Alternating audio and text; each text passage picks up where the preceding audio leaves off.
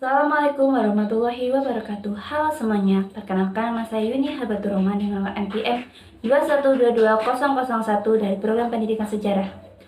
Di video ini saya akan membahas tentang uji normalitas dan uji linearitas. Berikut ini penjelasan videonya.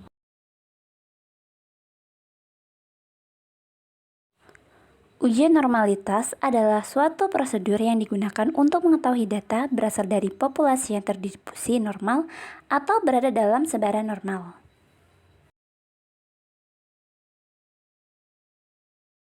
Distribusi normal adalah distribusi simetris dengan modus mean dan median berada di pusat.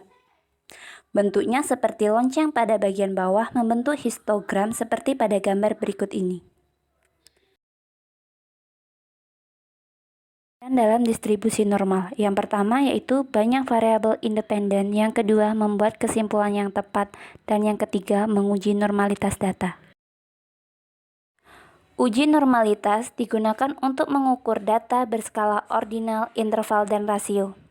Dan biasanya digunakan untuk mengukur apakah data yang diperoleh terdistribusi normal atau tidak. Dasar pengambilannya yaitu, jika nilai L hitung lebih besar dari L tabel, maka H0 ditolak.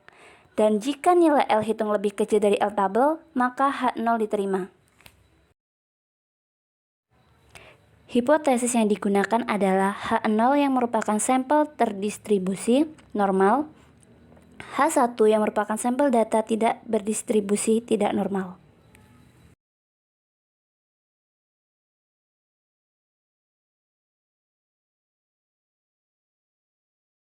Sebenarnya, ada beberapa cara dalam menggunakan analisis untuk normalitas.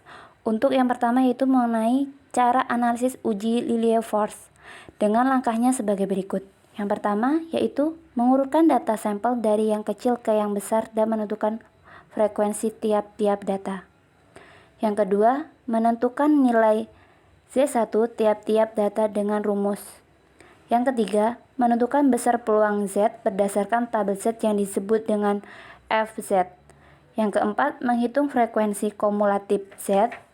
Yang kelima, menentukan nilai L hitung. Yang keenam, menentukan L tabel untuk N lebih dari 30. Dan yang terakhir, mengambil harga L hitung yang paling besar kemudian dibandingkan dengan L tabel.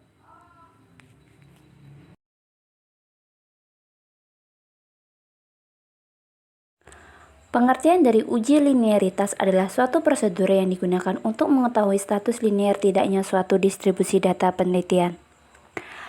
Uji ini dilakukan untuk membuktikan bahwa masing-masing variabel bebas mempunyai hubungan yang linear dan variabel terikat. Hasilnya yang diperoleh dari uji ini adalah untuk menentukan teknik-teknik analis data yang dipilih dan dapat digunakan atau tidak.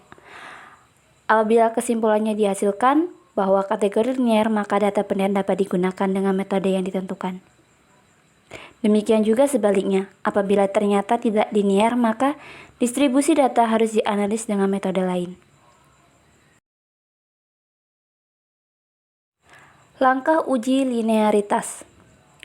Langkah yang harus dilakukan untuk melakukan uji linearitas adalah membuat pengelompokan skor predikator yang nilainya sama menjadi satu kelompok data dengan tetap memperhatikan pasangan data pada masing-masing kriteria.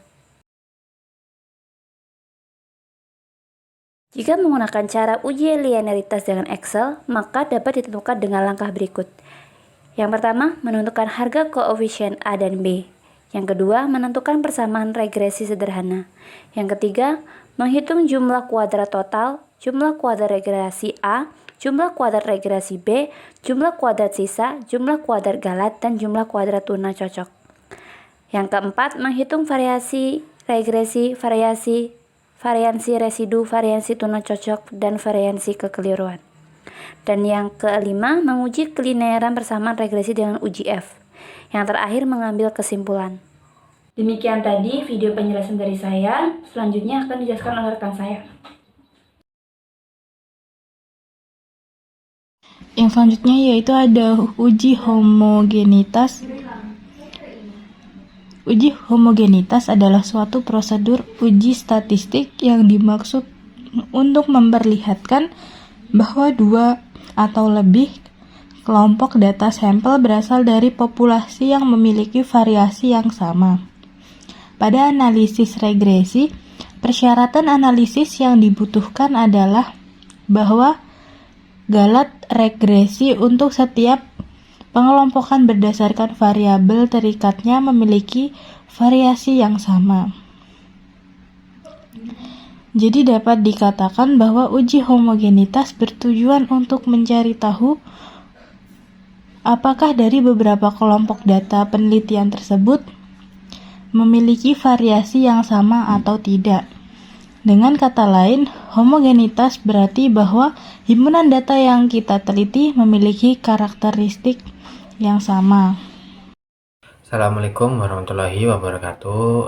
Perkenalkan, nama saya Rizky Taufikur Rahman dengan PM 21220020. Nah, di sini saya akan melanjutkan penjelasan dari Saudari Yuni. Yang selanjutnya, uji hipotesis adalah metode pengambilan keputusan yang didasarkan dari analisis data, baik dari percobaan yang terkontrol maupun observasi. Bisa dibilang tidak terkontrol. Dalam statistik, sebuah hasil bisa dikatakan signifikan secara statistik jika kejadian tersebut hampir tidak mungkin disebabkan oleh faktor yang kebetulan sesuai dengan batas probabilitas yang sudah ditentukan. Jadi uji hipotesis ini adalah sebuah pengambilan keputusan yang didasarkan melalui analisis data yang terjadi melalui cara observasi maupun non-observasi, seperti itu. Adapun beberapa kegunaan dari uji hipotesis ini, antara lain yang pertama ada hipotesis memberikan penjelasan sementara tentang gejala-gejala. Hipotesis sebagai pengetahuan dalam suatu bidang. Hipotesis memberikan suatu pernyataan hubungan yang langsung dapat diuji dalam penelitian. Hipotesis juga dapat memberikan suatu pernyataan hubungan yang langsung dapat diuji dalam penelitian. Hipotesis juga memberikan kerangka untuk melaporkan sebuah kesimpulan. Laporan penyelidik. Itu. A few moments later.